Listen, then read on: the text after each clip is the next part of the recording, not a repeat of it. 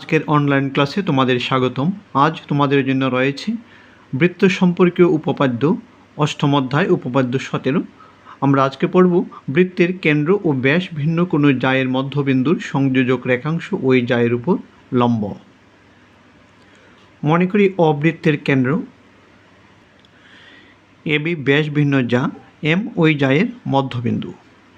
OM যোগ করা হলো। দেখাতে হবে যে ওএম রেখাংশ এবি জায়ের উপর লম্ব, অর্থাৎ ওএম লম্ব এবি। দেখাতে হবে ওএম লম্ব এবি। প্রথমে আমরা ওএ এবং ওবি যোগ করে নেব। আমরা লক্ষ্য করি ওএ এবং ওবি যোগ করাতে দুটি ত্রিভুজ উৎপন্ন হয়েছে, ও এ এম এবং ত্রিভুজ ও বি এম।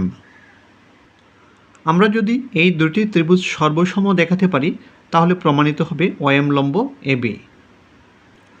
দুটি ত্রিভুজ সর্বসম দেখানোর শর্ত হচ্ছে একটি ত্রিভুজের তিন বাহু যদি অপর ত্রিভুজের তিন বাহুর সমান হয় তাহলে ত্রিভুজ দুটি সর্বসম। আমরা এখন ত্রিভুজ দুটি সর্বসম দেখাবো।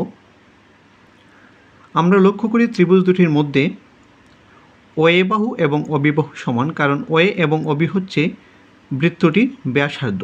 ব্যাসার্ধ সবসময় সমান থাকে, একই বৃত্তের ব্যাসার্ধ সমান থাকে। তাহলে আমরা এখানে একটি বাহু সমান দেখাতে পারি, সেটি হচ্ছে ওএ ইকুয়াল টু ওবি, একই বৃত্তের ব্যাসার্ধ বলে।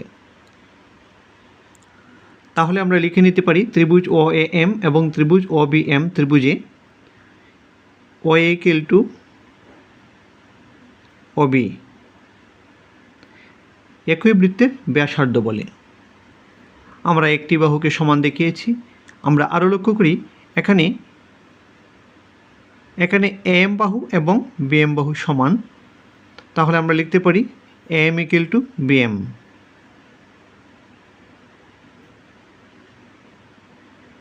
কারণ এম হচ্ছে এ বি এর মধ্যবিন্দু।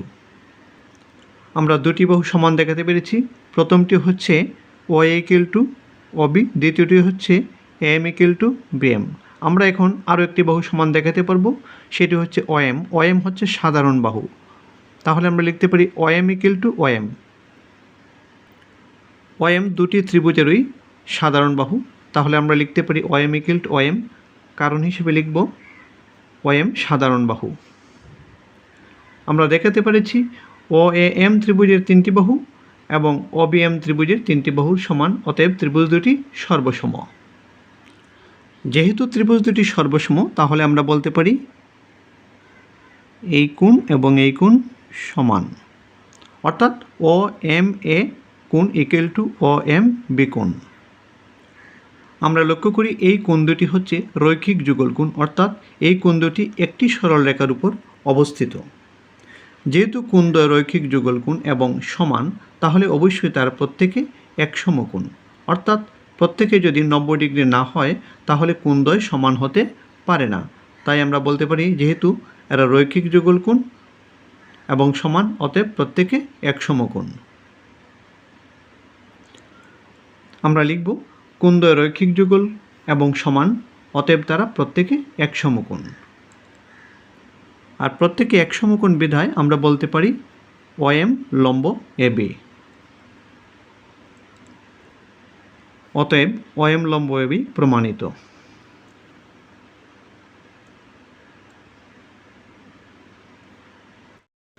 প্রিয় শিক্ষার্থী, এখন আমরা দেখব কিভাবে বিষয়টিকে আমরা খাতায় লিখে উপস্থাপন করব। খাতায় লিখে উপস্থাপনের জন্য আমরা তিনটা অংশ করি। একটি হচ্ছে বিশেষ নির্বাচন, একটি অঙ্কন, অন্যটি হচ্ছে প্রমাণ। বিশেষ নির্বাচনে আমরা চিত্রের বর্ণনা লিখব। আমরা লিখব মনে করি ও বৃত্তের কেন্দ্র, এবি ব্যাস ভিন্ন যা এম জায়ের মধ্যবিন্দু, ওএম যোগ করা হলো। দেখাতে হবে যে বা প্রমাণ করতে হবে যে ওএম লম্ব এবি। এতটুকু হচ্ছে বিশেষ নির্বাচন।